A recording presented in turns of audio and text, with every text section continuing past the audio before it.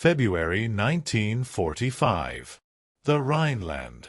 The air is a thick, frigid soup of coal smoke, damp earth, and the metallic tang of dried blood. Inside a converted schoolhouse turned field hospital, the silence is not peaceful. It is heavy, laden with the rhythmic, shallow breathing of men whose lives are slipping away through threadbare bandages. The windows are boarded with splintered wood, allowing only thin needles of gray light to pierce the gloom. Here, the floorboards groan under the weight of nurses who move like ghosts. Their movements are stiff, hampered by the biting cold that seeped into their bones months ago and never left. Among them is Greta, a woman whose hands are stained a permanent, faint rust color from weeks of constant labor. She pauses for a moment, leaning against a damp stone wall, and looks down at her feet. Her boots are a ruin of cracked leather and desperation. The soles have long since parted from the uppers, held together by frayed bits of twine and strips of gray industrial rag. Every step is a calculated risk, a painful slide against the frozen grit of the floor. In this place, the collapse of the Third Reich is not measured in lost territory or fallen cities, but in the slow disintegration of a woman's shoes. The sensory world of the hospital is one of extreme deprivation. There is no more soap, only the abrasive sting of cold water. There is no more morphine, only the grim instruction to bite down on a piece of wood. The ersatz reality has finally consumed everything. The nurses wear aprons fashioned from discarded parachutes, and they tend to wounds with bandages washed and re-washed until they are thin as spiderwebs. The cold is a physical presence, a predator that stalks the hallways, claiming the toes and fingers of the wounded before the gangrene can even settle. Greta moves to the next cot, her boots clicking and flapping rhythmically, a hollow, mocking sound. The sound of a dying machine. Outside, the horizon is a bruised purple, flickering with the distant low-frequency rumble of artillery that draws closer with every passing hour. It is the sound of an inevitable tide. For months, they have been told of the Endsieg, the final victory that would surely come if they only sacrificed more, worked harder, and endured the unendurable. But as Greta feels the wet slush of the courtyard seep through the holes in her soles, she knows the truth. The Reich is starving, and it is starting from the ground up. The exhaustion is not merely physical, it is a spiritual erosion. The nurses speak in hushed tones, their breath blooming in small white clouds in the unheated wards. They talk of the Amos, the Americans who are said to be coming. The propaganda has been clear. They are a nation of gangsters, a soulless mosaic of cultures with no discipline, who will bring only fire and ruin. Yet, as Greta adjusts a splint on a young soldier no older than 16, she finds herself staring at his feet. He has no boots at all, only thick wool socks matted with frozen mud. The scarcity is total. The grand promises of a 1,000-year empire have been reduced to the reality of a barefoot retreat through the slush of a German winter. The desolation is complete, and the only thing louder than the guns is the flapping of a nurse's broken shoe against the cold, hard floor. The nurses of the Rhine had been forged in an ideological furnace. 4 years, the air they breathed was thick with the dictates of the Ministry of Public Enlightenment and Propaganda. To Greta and her sisters in white, the world was a strictly ordered hierarchy, a titanic struggle between Aryan civilization and the encroaching forces of chaos. In the flickering light of the hospital, Joseph Goebbels' voice seemed to echo from the silent radio sets, a shrill, persistent warning of the American barbarians who awaited them in the West. These were portrayed not as soldiers, but as a directionless mob of mercenaries, a cultureless collective driven by greed and a desire to erase the German soul. This psychological fortress was built on a foundation of absolute terror. The nurses were warned that the Americans would treat a surrendered Germany with the same mercilessness they supposedly showed their own downtrodden. They expected the arrival of the GIs to be heralded by fire and the systematic execution of the wounded. This fear was the only thing that kept their weary hands moving. If the Reich fell, The propaganda insisted there would be no life worth living. They were told that the Americans were a nation of plutocrats who fought only for the profit of distant banks, contrasting sharply with the German Volksgemeinschaft, the people's community that was now, ironically, starving to death in its own trenches. But as the winter of 1945 deepened, the ideological walls began to crumble under the weight of material reality. The 1,000-year Reich was becoming a landscape of ash and cardboard. The discrepancy between the glorious destiny promised to them and the shivering, hungry existence they endured grew too wide to ignore. They were told they were the masters of Europe, yet Greta had to boil the same bandages 5 times because there was no more cotton. They were told of a technological miracle that would turn the tide, yet they watched as their own army retreated in horse-drawn carts, their soldiers' feet wrapped in blood-soaked rags because the German industrial heartland could no longer produce a simple leather boot. Historical records of the era reveal a society under extreme psychological duress, where the fear of the enemy was often the only remaining motivation for survival. For Greta, the Amos were a looming shadow, a nightmare of mechanized cruelty. She had been conditioned to believe that the American presence would be a void of humanity. In her mind, the approaching soldiers were monsters who feasted on the world's riches while Germany suffered for its ideals.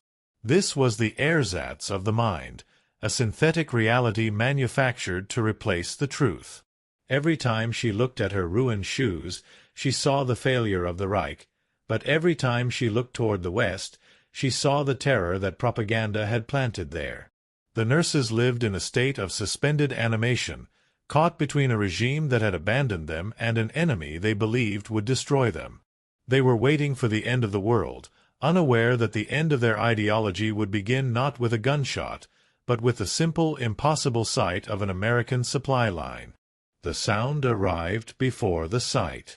It was a low, rhythmic thrumming that vibrated through the floorboards of the hospital, a sound that Greta's mind struggled to categorize. For years, the German ear had been tuned to the high-pitched, strained whine of overworked engines and the clatter of metal-shod hooves. This was different. This was the deep, resonant growl of healthy machines, a sound of heavy iron moving with effortless, terrifying grace.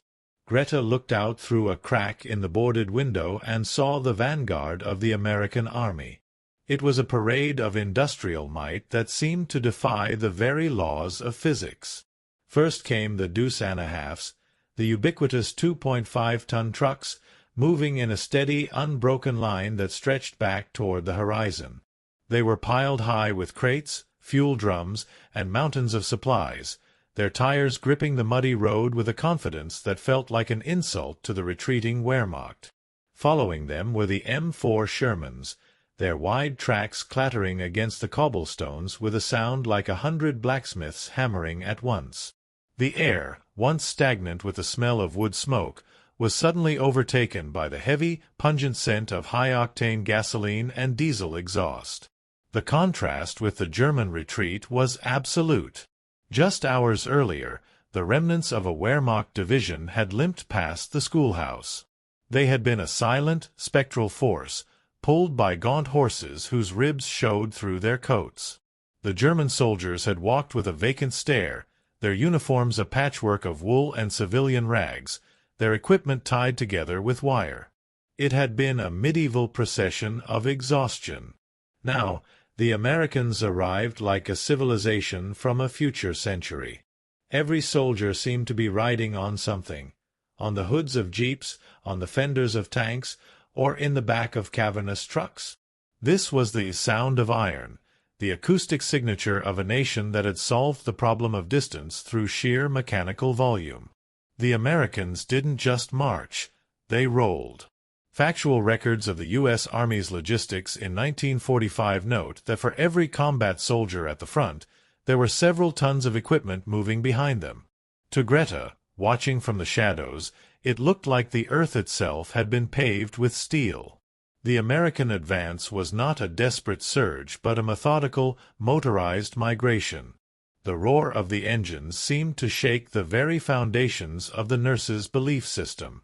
How could a nation described by propaganda as unstable and fractured produce such a seamless, unrelenting flow of power? The sound of the American vanguard was the sound of a factory floor that had been extended all the way across the Atlantic. As the first jeep turned into the hospital courtyard, its engine idling with a smooth, liquid purr, Greta felt a strange, cold realization. The war was not being won by a better philosophy or a superior race. It was being won by an army that never had to stop to rest its horses. The sound of that iron was the sound of a world that had moved past them, leaving the 1,000-year Reich to drown in its own silence. The heavy oak doors of the schoolhouse shuddered as the first American boots crossed the threshold. Greta stood paralyzed in the center of the ward, her hands clutched together so tightly her knuckles turned a bloodless white. Around her, the other nurses, Marta, Helga, and the young Ilse, seemed to shrink into the shadows of the cots. They waited for the inevitable, the barked orders in a foreign tongue, the rough handling, the ideological vengeance they had been told was coming. Instead, there was a strange, disorienting quiet. A group of U.S. combat engineers stepped into the dim light. They did not look like the lean, fanatical warriors of the Waffen-SS, nor did they look like the desperate, starving boys Greta had spent the winter tending. They were men who looked remarkably well-fed, their wool M1943 field jackets bulky and clean compared to the rags of the Wehrmacht. One soldier, a sergeant with grease-stained cuticles and a relaxed gait, leaned his M1 Garand against a desk and pulled a crumpled pack of Lucky Strikes from his pocket. He didn't look at the nurses with malice. He looked at them with the weary, detached curiosity of a man who had seen 1,000 such rooms across 3 countries. The soldiers moved through the hospital with a casual, almost bored efficiency. They spoke in a rolling nasal language that sounded like a song without a melody. There was no screaming. There was no systematic rounding up of staff. To Greta's astonishment, one of the GIs walked over to a radiator, felt its cold surface, and shook his head, muttering something to his comrade. They were assessing the infrastructure, not the prisoners. The terrifying Amos were more interested in the plumbing than in the ideological purity of the women standing before them. This lack of theater was the first crack in the nurses' psychological armor. They had expected a collision of titans. They found instead a group of men who seemed mostly concerned with the dampness of their own socks. Marta whispered a prayer under her breath, her eyes darting toward the door, waiting for the real soldiers to arrive, the ones from the propaganda posters. But these were the soldiers. Historical documentation of these first contacts often notes the profound culture shock experienced by German civilians, who found the casual, democratic discipline of the American soldier more confusing than overt hostility. Greta watched as the sergeant walked toward her. Her breath hitched. He stopped 3 feet away, smelling of tobacco and gasoline. He didn't reach for his sidearm. Instead, he pulled a chocolate bar from a pocket, a Hershey's wrapped in silver and brown, and held it out toward a wounded boy in the corner cot. The boy stared at it as if it were a piece of the moon. The nurse's fear began to morph into a deep, unsettling confusion. These men were not the agents of chaos Goebbels had promised.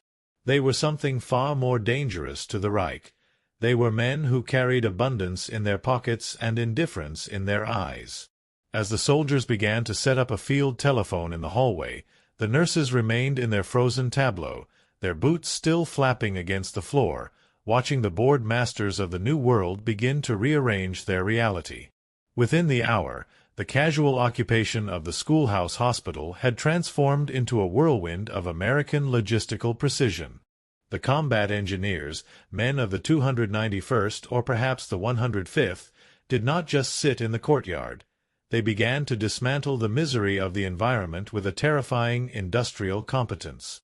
Greta watched from a doorway as a mobile generator was wheeled into the muddy yard. With a single pull of a cord, the machine roared to life, and for the first time in months, the flick of a switch brought a steady, unwavering hum of electricity to the hallways. The dim, flickering candles were replaced by the harsh, honest glare of incandescent bulbs. The Americans moved with a sense of logistics of mercy. They didn't just bring medicine, they brought the infrastructure of survival. 2 soldiers carried a heavy crate into the kitchen, its lid pried open to reveal not just food, but a cornucopia of processed stability, tins of C-rations, powdered eggs, and real coffee that filled the air with a scent so rich it felt like a hallucination. But it was the arrival of the maintenance truck that drew Greta's focus. It was a rolling workshop, its sides folded down to reveal a sanctuary of organization. Inside were rows of drawers filled with brass screws, rolls of heavy-duty canvas, and, most importantly, thick sheets of genuine oil-tanned leather. Greta looked at the American tools, industrial-grade shears, heavy hammers with polished hickory handles, and strange, motorized sanding wheels. These were the instruments of a society that viewed a broken object not as a tragedy, but as a temporary inconvenience. In the German ersatz economy, a broken tool was a finality, a loss that could never be replaced. Here, the Americans treated their equipment with a casual respect, confident in the knowledge that behind this one truck stood 1,000 more, and behind those, a continent of factories that never slept. The sergeant she had seen earlier noticed her staring. He gestured toward the truck and then at her feet. Greta pulled back, the old propaganda flickering in her mind, but the soldier simply tapped his own sturdy, rubber-soled boot. He wasn't looking at her as a woman or even as an enemy. He was looking at her shoes as a failed piece of engineering. The American supply chain was built on the principle of preventative maintenance, a concept foreign to a Reich that was currently being held together by rust and willpower. To the Americans, the nurse's footwear was a logistical error that needed to be corrected. Historical records of the U.S. Army's Quartermaster Corps highlight the staggering scale of this abundance. By 1945, the U.S. was producing millions of pairs of boots, along with the mobile facilities to keep them in repair even under fire. For the nurses, watching the soldiers lay out their tools was like watching a ritual from another dimension. The Americans didn't just possess the arsenal of democracy, they possessed its toolkit. They were ready to rebuild a world they hadn't even finished conquering yet.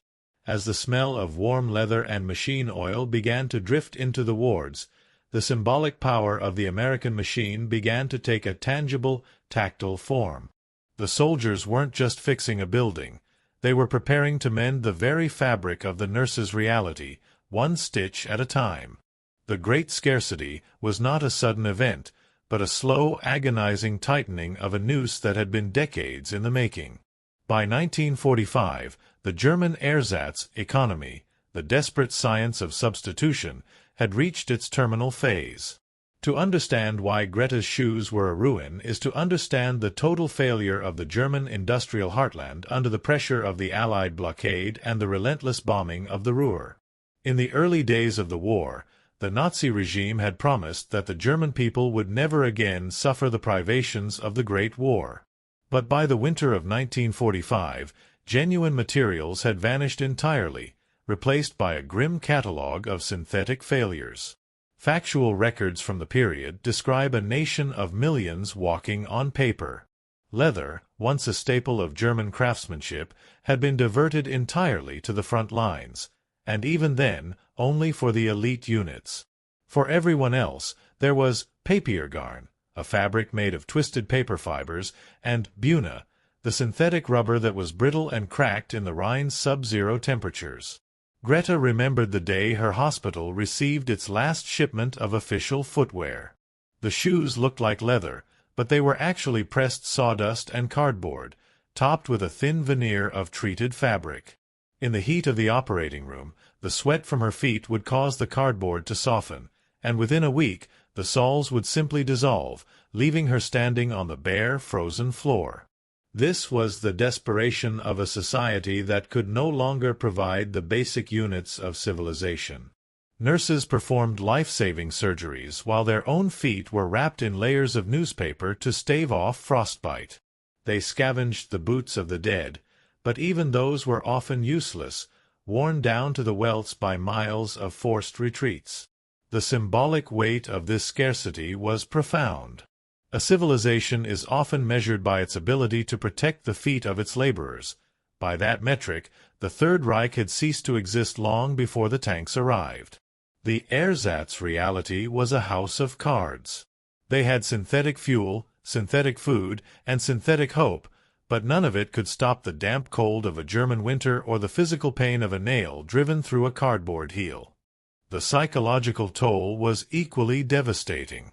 To be a citizen of a master race that could not manufacture a waterproof boot was a cognitive dissonance that tore at Greta's mind. She had seen the propaganda films of German industry, the steel mills and the endless rows of machinery. But the reality she lived in was one of scavenging for twine to tie her shoes together.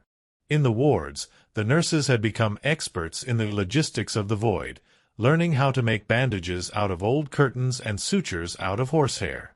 They were operating in a vacuum of resources.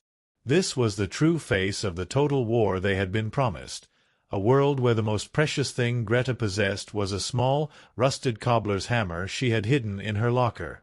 As she watched the Americans unload crates of genuine rubber and thick, oil-rich leather, the great scarcity was revealed for what it truly was: the inevitable bankruptcy of a regime that had prioritized the mechanics of death over the simple, fundamental necessity of a sturdy pair of shoes. The sergeant watched Greta for a long moment, his eyes lingering on the way she favored her left foot to keep the flapping sole of her boot from tripping her. He was a man named Miller, a combat engineer whose hands were calloused by the grit of 3 campaigns. Without a word, he stepped forward and made a sharp, upward gesture with his chin toward her feet.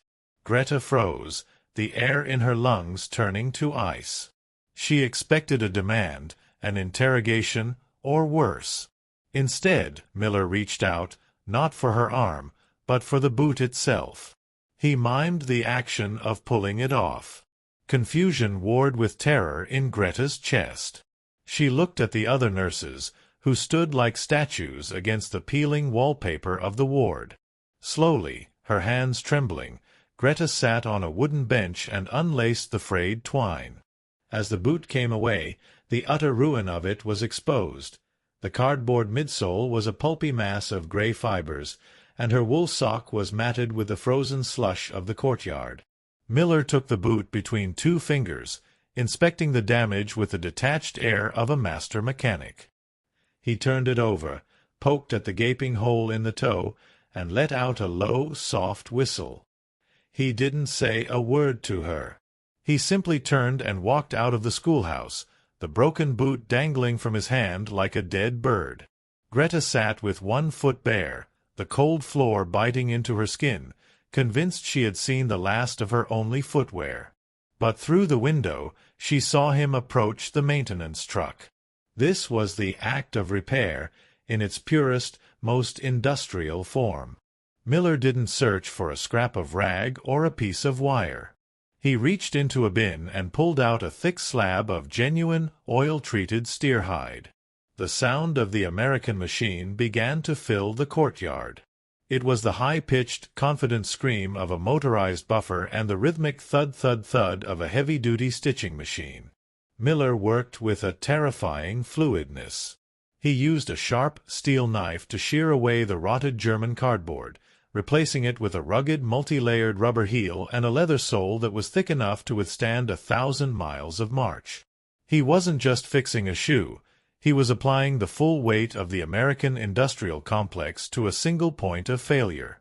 Historical records of U.S. maintenance units describe these men as the unsung wizards of the line, capable of rebuilding everything from tank transmissions to officers' luggage.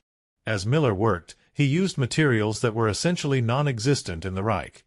Brass tacks that wouldn't rust, industrial adhesive that bonded instantly, and a dark, rich polish that smelled of cedar and beeswax. Greta watched, mesmerized by the abundance. To the Americans, these materials were mere consumables, part of an endless tide of Class II supplies. To Greta, the The sight of a soldier using 5 brass nails where one might have sufficed was a revelation of power more profound than any artillery barrage. He was treating the scarcity of her world as a problem to be solved with a shrug and a handful of hardware. The American abundance was not a theory. It was the heavy, solid weight of a repaired boot being hammered back into existence on the tailgate of a truck. 10 minutes passed. 10 minutes of a silence so absolute it felt as though the war itself had paused to hold its breath. Greta sat on the bench, her bare foot tucked beneath her skirt for warmth, her eyes fixed on the door. Then the heavy tread of Miller's boots returned. He stepped back into the ward, his face still set in that expression of casual, workmanlike indifference. He didn't say a word. He simply tossed the boot onto the bench next to her. It didn't just land, it arrived with a solid heavy thud that spoke of density and substance. Greta reached out, her fingers brushing the leather. It was warm, impossibly warm from the friction of the American machines. The cracked gray surface she had known was gone, replaced by a deep, dark brown sheen.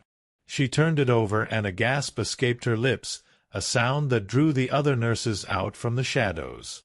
The sole was a miracle of engineering. It was thick, rugged rubber with deep treads designed to bite into the earth, secured by a row of gleaming brass tacks that caught the light of the new electric bulbs. Greta slid her foot into the boot. The sensation was a physical shock. For the first time in years, she felt support. She felt the cushioned weight of the rubber and the structural integrity of the leather. As she stood up and laced it, using a new, waxed cotton lace Miller had provided, the breaking point finally arrived. It wasn't the artillery or the tanks that broke her. It was the realization of the lie. She had been told these men were monsters who sought to erase her world. She had been told they were a chaotic rabble. But a monster does not take the time to precisely bevel the heel of an enemy's shoe. A chaotic rabble does not possess the discipline to maintain a mobile cobbler's shop in the middle of a world-ending war. The emotional collapse was instantaneous. Greta began to weep, not the quiet, dignified tears of a nurse, but the racking, soul-deep sobs of a woman who realized she had been sacrificed for a hallucination. She looked at Miller, her vision blurred. "Why?" she whispered in her broken English. Miller paused, his hand on the doorframe. He looked at her, then at the sturdy boot, and then back at her. He didn't offer a speech about democracy or a lecture on freedom. He just shrugged, a quintessentially American gesture of nonchalance. "Guess you can't work if you can't walk, lady," he muttered, before turning back to the business of the invasion. Around Greta, the other nurses were also crumbling. Marta was staring at the American generator in the courtyard, her shoulders shaking. They were seeing the truth of the arsenal of democracy. It was not merely a collection of weapons, but a system of care that extended even to the feet of the conquered. The propaganda had promised them a glorious death in the ruins of the Reich.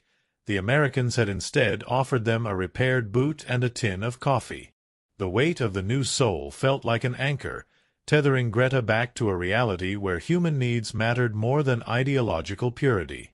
In that moment, the Third Reich died in that schoolhouse, not because of a bomb, but because of a handful of brass nails and the simple, devastating kindness of a bored engineer. The arsenal of democracy was a phrase that had echoed across the Atlantic since 1940, but for the women in the schoolhouse hospital it had finally been translated into a language they could understand. It was not a language of conquest, but of competence. As Greta walked through the wards, her repaired boot striking the floor with a solid, dependable rhythm, she was a living testament to a shift in ideology.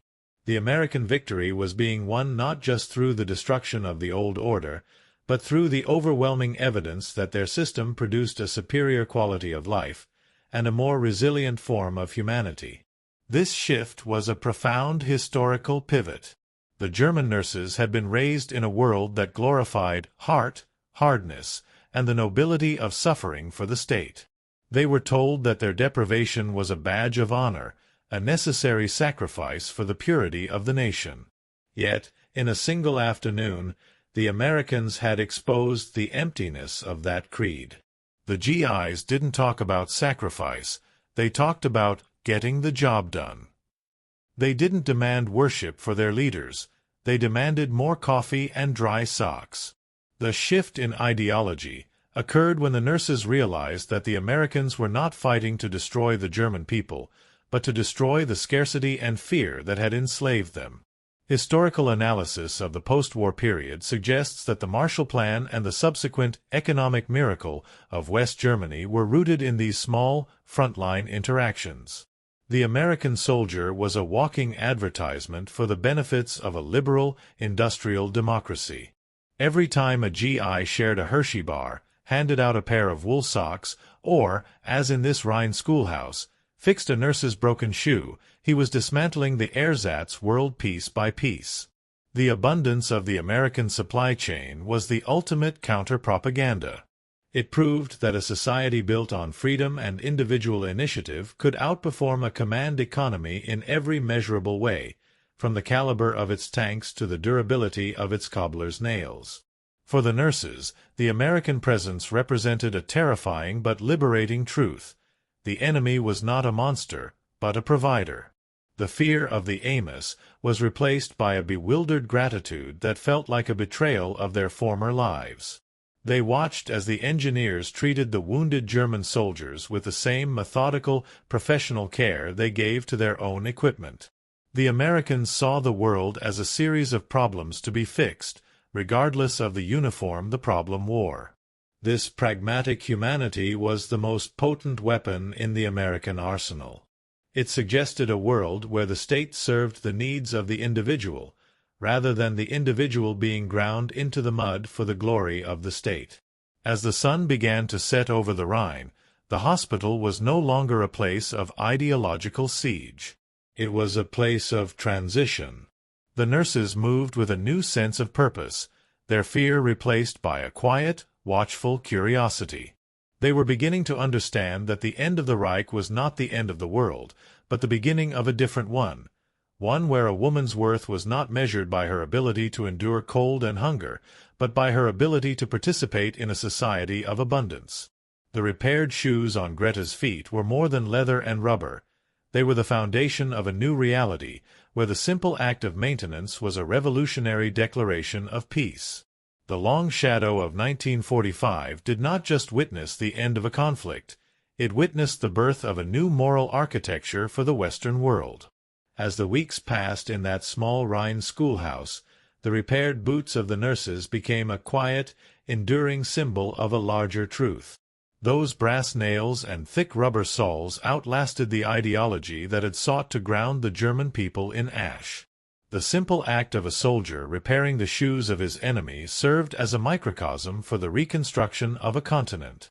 It was a declaration that freedom is not merely an abstract political ideal, but a tangible commitment to the dignity of the individual and the abundance of life. The historical legacy of this encounter is found in the DNA of the modern world. The Americans did not leave behind a wasteland of vengeance. They left behind an infrastructure of recovery. The same logistical genius that could fix a nurse's boot on a whim would soon manifest as the Marshall Plan, fueling a recovery so total it would eventually be called a miracle. But the true miracle had already happened in the mud of the Rhineland, in the moment a terrified woman realized her enemy was a man with a hammer and a sense of decency. This was the long shadow of freedom, the understanding that the ultimate victory of democracy lies not in its ability to destroy, but in its inexhaustible capacity to mend. Totalitarianism is a system of artificial scarcity, requiring the suppression of the human spirit to maintain its ersatz reality. In contrast, the story of the repaired shoes reflects the inherent power of a society that values the mundane needs of its people. The American abundance was a weapon of peace, a material proof that a world built on liberty is a world that can afford to be kind. It taught the survivors of the Reich that true strength is found in the ability to care for the vulnerable, and that a nation's greatness is reflected in the quality of the shoes it provides to those who walk its path. Today, the schoolhouse stands as a silent witness to that transformative winter. The war is a distant memory, a series of dates in a textbook, but the truth revealed there remains as sharp as a brass tack. We are reminded that even in the darkest hours of human history, the light of humanity can be rekindled by the smallest gestures. Freedom is a heavy, solid thing, as solid as a leather sole and as enduring as the gratitude of a nurse who was once told she was alone. The legacy of that day is a testament to the fact that while ideologies may crumble and empires may fall, the human drive to repair and rebuild will always find a way to step forward into the light of a new day.